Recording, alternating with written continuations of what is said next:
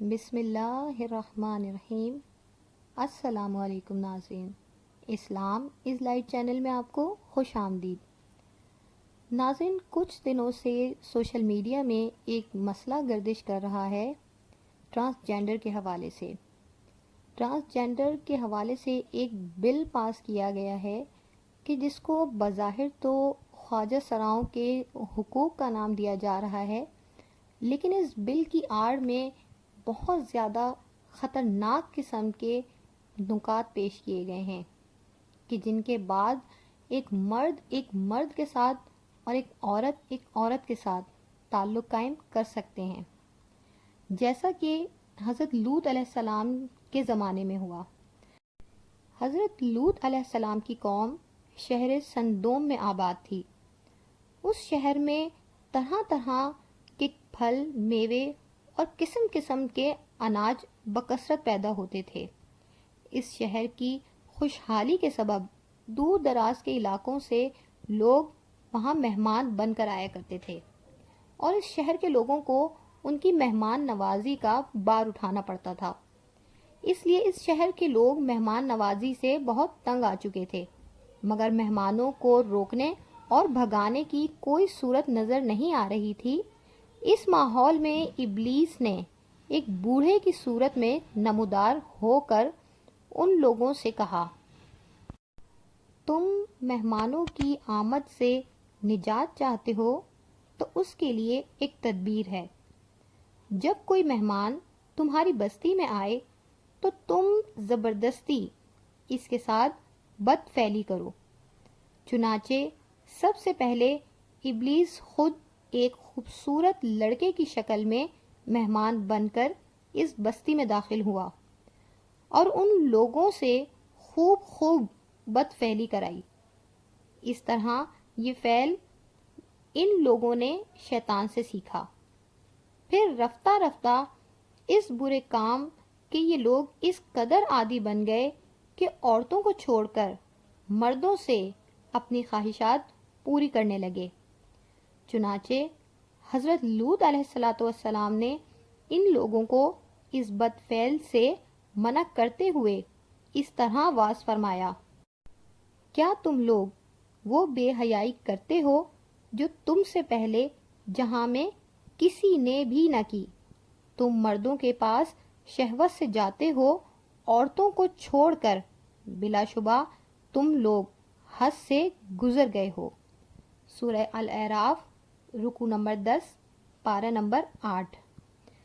حضرت لوط علیہ السلام کے اس اصلاحی اور مصلحانہ واز کو سن کر ان کی قوم نے نہایت بے باکی اور انتہائی درجے کی بے حیائی کے ساتھ کیا کہا، اس کو قرآن کریم کی زبانی سنیے۔ اور ان کی قوم کا جواب اس کے سوا کچھ نہ تھا کہ وہ کہتے تھے کہ ان حضرت لوط علیہ السلام کو اپنی بستی سے نکال دو، یہ لوگ تو پاکیزگی چاہتے ہیں۔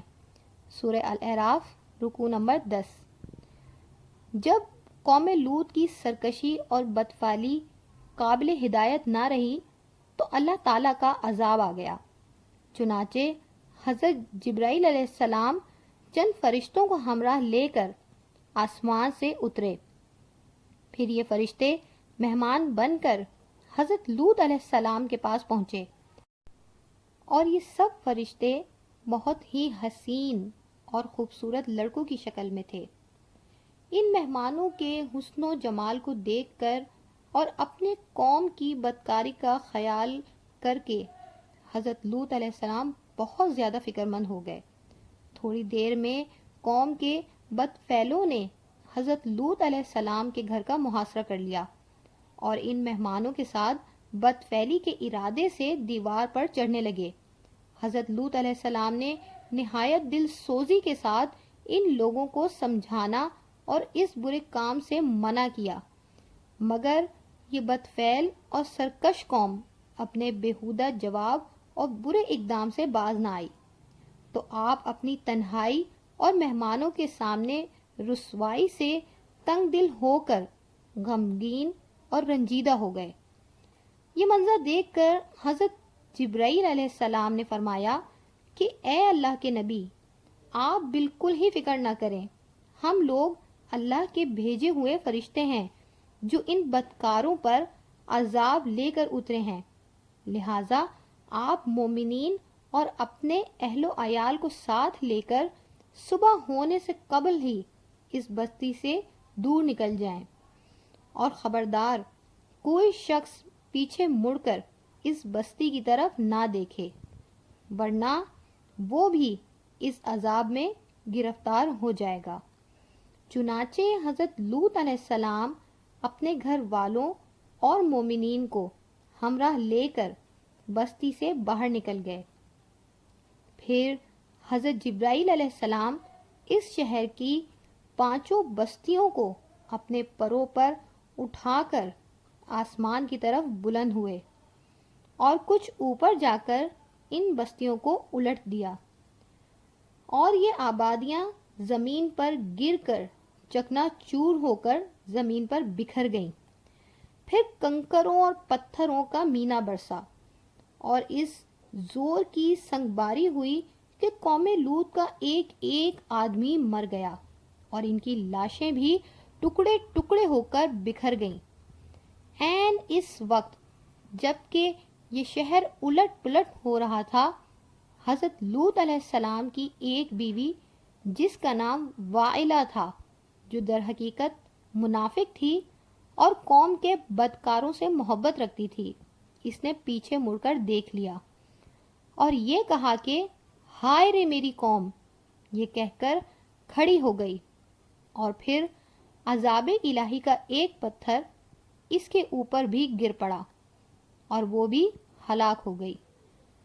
چنانچہ قرآن مجید میں اللہ تعالیٰ کا ارشاد ہے کہ تو ہم نے حضرت لوط اور ان کے گھر والوں کو نجات دی، بجز ان کی ایک عورت کے کہ وہ رہ جانے والوں میں ہوئی، اور ہم نے ان پر ایک مینا برسایا، تو دیکھ لو کیسا انجام ہوا مجرموں کا۔ تو ناظرین، پاکستان میں بھی ٹرانسجینڈر کے نام پر ایسا ہی قانون پاس کیا گیا ہے کہ جس میں مرد مرد کے ساتھ اور عورت عورت کے ساتھ تعلق قائم کر سکتے ہیں اور ان کو کوئی روک نہیں سکتا۔ ایسے قوانین تو مغربی ممالک میں بھی چند ایک میں ہی نافذ ہوئے ہیں، اور پاکستان تو اسلام کی خاطر وجود میں آیا، اور اسلامی جمہوریہ پاکستان میں بننے والے قوانین عین اسلام کے مطابق ہونے چاہیے، نہ کہ اسلام کے مخالف، اور یہ قانون تو اسلام کے عین مخالف ہے، اور نہ صرف اسلام کے بلکہ انسانیت اور فطرت انسانی کے ہی خلاف ہے۔ ہمیں اس قانون کی ہر لحاظ سے شدید مذمت کرنی چاہیے۔ ابھی تو پاکستان میں سیلاب کے پانی سے نمٹنے کے لیے اقدامات پورے نہ ہو سکے، تو اگر اس بد فعلی کے سبب آسمان سے پتھر برسنے لگیں تو پھر کیا ہوگا؟ ہمیں اللہ کے عذاب کو دعوت دینے سے ڈرنا چاہیے اور اللہ کی پناہ مانگنی چاہیے۔ اس قانون کی ہر طرح سے مذمت کیجیے۔ اگر آپ کو ہماری ویڈیو پسند آئے تو اسے لائک کریں، چینل کو سبسکرائب کریں اور بیل آئیکن کو ضرور پریس کریں۔ جزاک اللہ خیرہ و احسن الجزا۔